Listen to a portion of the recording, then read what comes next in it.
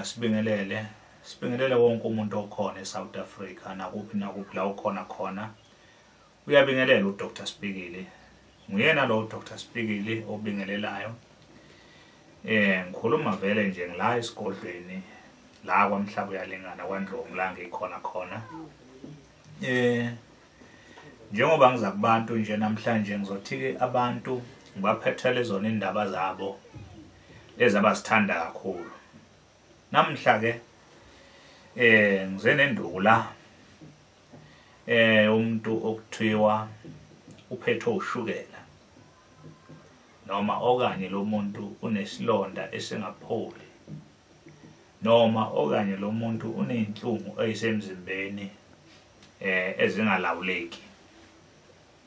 Ngizosho ke namhlanje ukuthi lapha epharmacy kaDr Spikili elapha eThekwini lapha eshop 18B Ajmira Arcade Durban Central. Shop 18B Ajmira Arcade Durban Central. La une pharmacy khona kaDr Spikili. Ikhona induku lapha okuthiwa umadubula. Umadubula uzomthola ngecontainer enjena. Umadubula nje imbiza lena okuthiwa umadubula. Njengoba kuthiwa umadubula nje imbiza lena edubula zonke izifo esuke segazini kumuntu. Ikakhulukazi yona iqondane noshukela nesilonda esingapholi. Nanoma ke ngabe nje isilonda esisuke sisemzimbeni uyabona ukuthi cha isilonda sakho asalawuleki noma inhlungu zakho sezihlula amaphilisi sezihlula yonke into. Ungagijima kuye lapha epharmacy kaDr Spikili ufike khona uthi abakunikeza umadubula.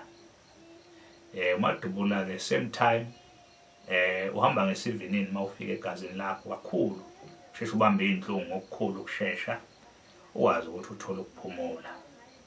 Ilokho nje namhlanje akuningi kakhulu ke namhlanje njengoba ngihlezi ngisho ke kubantu ukuthi cha ngisazolokho ngibuya nje ngizonithulela ama product akhona lapha epharmacy kaDr Spikili. Nala ekhaya kaMhlaba uyalingana atholakala lama product ngoba vele akhandwa khona la ekhaya before ayofika le anikezwe namandla la ekhaya bese ayofika epharmacy. Ilokho nje akuningi kakhulu.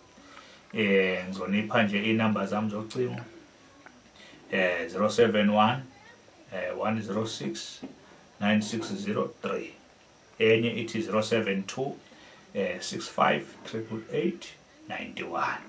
Ilokho nje ngicabanga ukuthi ke eminye imininingwane mhlawumbe mawufisa ukubonana noDr Spikili mawufika lapha epharmacy uyabhuka mhla ezoza khona uyakhona ukuthola usuku ukuthi uza nini. Okanye ke mawunqena ukulinda lokho uyakhona ukuzizela wena kaMhlaba uyalingana esigodlweni la khona. Ngiyazibongela. Ngiyocela nje ningakhohlwa usubscribe wenzele ukuthi phela mangabe ngibuya nenye product ngizonithulela usheshe wazi kuqala wena ukuthi sengibuyile nenye product. Ilokho nje ngiyazibongela kakhulu.